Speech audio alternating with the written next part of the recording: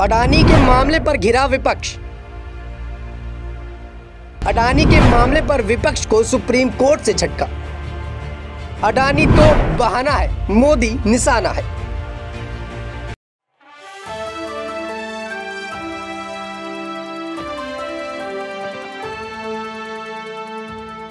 नमस्कार, आप देख रहे हैं नेक्स्ट न्यूज पॉलिटिकल बाइट। मैं हूं आपके साथ आकाश त्रिवेदी। दर्शकों, आप सभी का स्वागत है हमारे इस खास प्रोग्राम।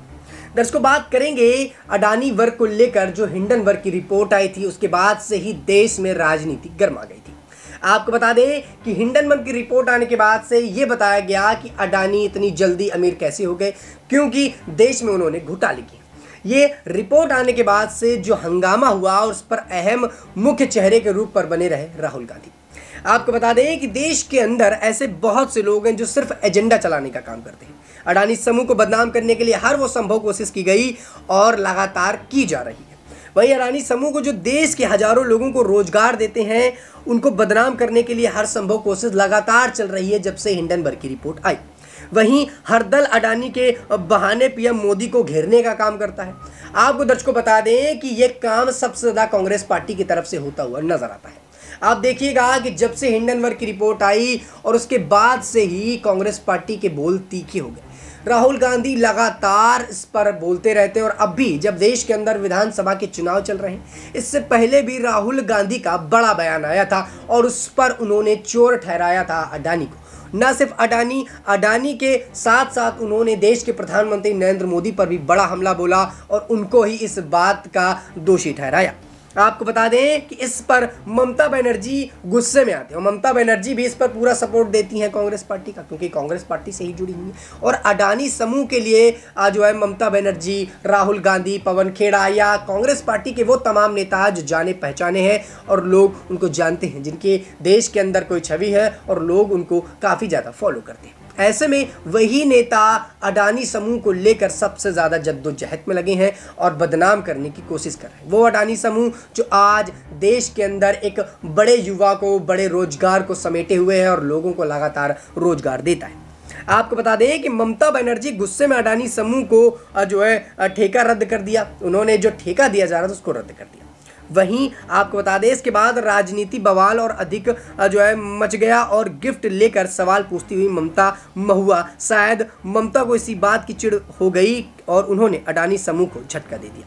लेकिन सुप्रीम कोर्ट के सारे विरोधी दल और प्रोपोगेंडाधारी लोगों को तगड़ा झटका दे दिया। खबर क्या है, आपको अब हम पूरी जानकारी इस पर दे देते हैं दर्शकों कि अडानी समूह की कंपनियां और हिंडनबर्ग की रिपोर्ट से जुड़े मामले पर सुप्रीम कोर्ट ने सुनवाई पूरी हो चुकी है। सर्वोच्च अदालत के फैसले सुरक्षित कर लिए गए। इस दौरान वरिष्ठ वकील प्रशांत भूषण सुप्रीम कोर्ट पे जो है फैसला सुनाते हैं और खूब जो है इस पर अपनी राय को रखते हैं। वहीं कमेटी ने नियुक्त से लेकर फिर से डीआरआई और रिपोर्ट्स का पूरा फैक्ट नहीं देने के लिए कोर्ट के वरिष्ठ वकील को खूब सुनाया है।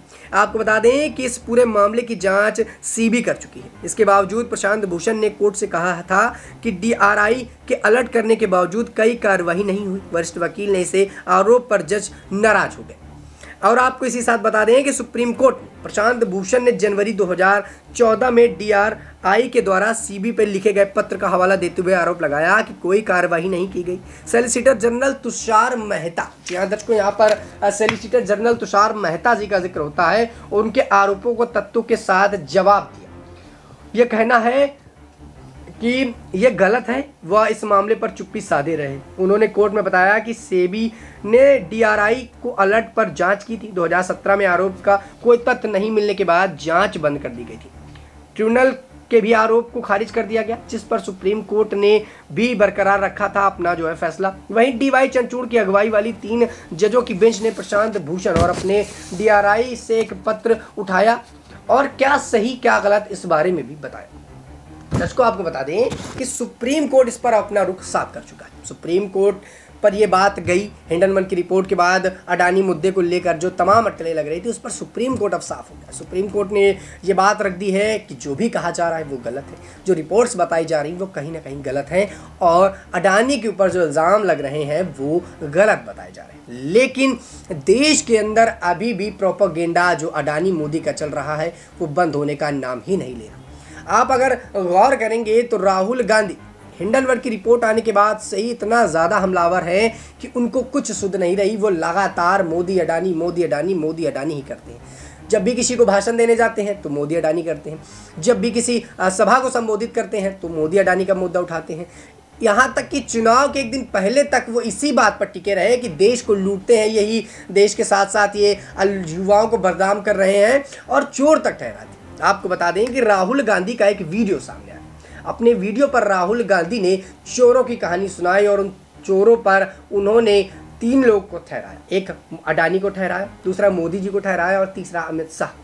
अपनी कहानी पर वो बताते हैं कि 3 चोर होते हैं और ये कभी अकेले नहीं जाते। जो चोर होते हैं वो हमेशा टुकड़ियों में जाते हैं और ऐसे में जो एक पहला चोर होता है वो ध्यान भटकाने का प्रयास करता है, दूसरा चोर जेब काटता है और तीसरा चोर दूर से निगाहें ताकता है कि अगर ये चिल्लाता है, किसी प्रकार की जो है काम करता है, लोगों को गुहार लगाकर बुलाने की कोशिश करता है तो मैं पीछे बैठा हूँ और उस पर हमला कर दूँगा। इस पर उन्होंने जो है प्रधानमंत्री नरेंद्र मोदी को उकसाने वाला बताया, ध्यान भटकाने वाला बताया।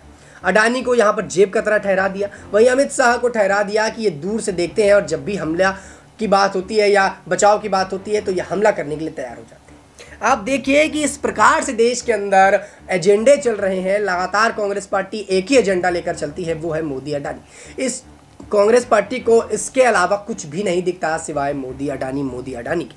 वहीं आपको एक रिपोर्ट दर्शकों बता दें कि आपकी जानकारी के लिए कि भूषण से नम्रता पर कहा गया, यानी कि जिस हेर फेर को चलते इसका इस्तेमाल करने के बारे में पूरा जो सच है वो भूषण कुमार के द्वारा बताया गया और नम्रता से कहा गया कि ये कितना सच है। इतना सुनते ही तुषार मेहता ने तख्त लहजे में कहा कि वरिष्ठ वकील ने सुप्रीम कोर्ट से इस जानकारी को छुपाया है। सप्ताह के आखिरी कारोबारी के दिन शुक्रवार को सुप्रीम कोर्ट ने सुनवाई के बीच गौतम अडानी की कंपनियों के शेयर में तेजी से आई और इस वजह से अडानी समूह मार्केट पर कैपिटल लगभग 15,000 करोड़ रुपए बढ़ गया था। बता दें कि सुप्रीम कोर्ट ने अडानी समूह के खिलाफ धोखाधड़ी के आरोपों की जांच के अनुरोध वाली याचिका पर सुनवाई की और अपना फैसला सुरक्षित रख लिया। बता दें कि सुप्रीम कोर्ट ने कहा है कि हिंडनबर्ग रिपोर्ट में अडानी समूह के खिलाफ लगे आरोपों की जांच करने वाले बाजार नियामक सेबी और संदेह करने के लिए कोई वजह नहीं। कोर्ट ने कहा है कि बाजार नियामक की जांच के बारे में भरोसा नहीं करने के लायक कोई भी तथ्य उनके साच और समझ नहीं आया। इसके साथ ही शीर्ष अदालत ने कहा गया कि हिंडनबर्ग रिपोर्ट में किए गए दावों को पूरी तरह से तथ्यों के आधार पर नहीं मानकर चला जा रहा है। दर्शकों, सुप्रीम कोर्ट इस बात को मानने को तैयार है कि जो तथ्य दिए गए, जो बात कही गई वो सही नहीं है। जो रिपोर्ट आ रही है, जो बयानबाजी की जा रही है और जिस प्रकार से अडानी समूह के ऊपर लगातार एजेंडे चलाए जा रहे हैं, उन पर हमले किए जा रहे हैं, न सिर्फ अडानी समूह बल्कि ये भी कहा जाता है और एक नारा जो विपक्षी पार्टी लेकर आए थे कि मोदी अडानी भाई भाई देश बेचकर खाई मलाई, वो यहाँ पर अब झूठी साबित होती हुई नजर आई। क्योंकि एक तरफ विपक्षी पार्टी के नेता लगातार मोदी अडानी का मुद्दा छेड़ते हैं, न सिर्फ कांग्रेस पार्टी बल्कि आम आदमी पार्टी के नेता संजय सिंह भी इसको छेड़ते हुए आए थे। और आप देखिए कि संजय सिंह फिलहाल जेल में है, लेकिन संजय सिंह जब भी जेल से आते हैं या पेशी के दौरान वापस आते हैं तब भी वो यही मुद्दा उठाते हैं कि मोदी अडानी देश को बेच रहे हैं, देश को खा रहे हैं। लेकिन अब जब सुप्रीम कोर्ट ने इस पर अपना रुख साफ कर दिया है, उसके बाद भी इनके पार्टी के नेता चुप्पी साधने को तैयार नहीं है। ये मामला शुक्रवार को आ गया था, लेकिन अब तक कांग्रेस पार्टी अपने ही इस एजेंडे पर लगी हुई है और राहुल गांधी जो इसके खास मुखिया हैं कांग्रेस पार्टी के, वो इस मुद्दे से हटने को तैयार ही नहीं, वो नाम ही नहीं लेते इस मुद्दे से हटने के लिए।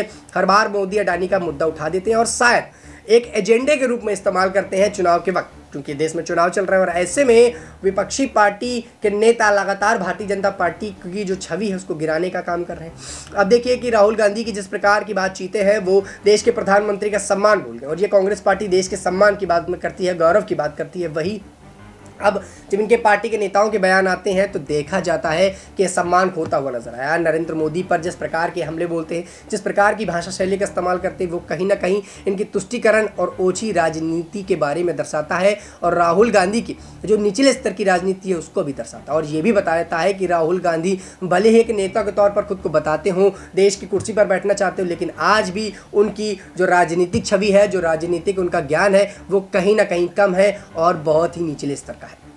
दर्शकों, फिलहाल के लिए इतना ही। आप इस पूरे मुद्दे पर क्या राय रखते हैं? क्या सचमुच मोदी अडानी के ऊपर जो आरोप लगाए जाते हैं वो सच है? क्या सचमुच देश के अंदर अडानी ने सब कुछ जो है खरीदने की कोशिश की और देश के प्रधानमंत्री उनको बेचते हैं, उनका कर्ज माफ़ करते हैं और देश की जनता के साथ खिलवाड़ करते हैं? क्या आपको ये लगता है कि देश के अंदर अडानी एक बड़ा जो इंफ्रास्ट्रक्चर लेकर आया और रोजगार दे रहा है वो सही है? आप अपनी राय हमें कमेंट बॉक्स में जरूर दीजिएगा। फिलहाल के लिए इतना। देश दुनिया की तमाम खबरों से जुड़े रहने के लिए आप देखते रहिए next time news political bite.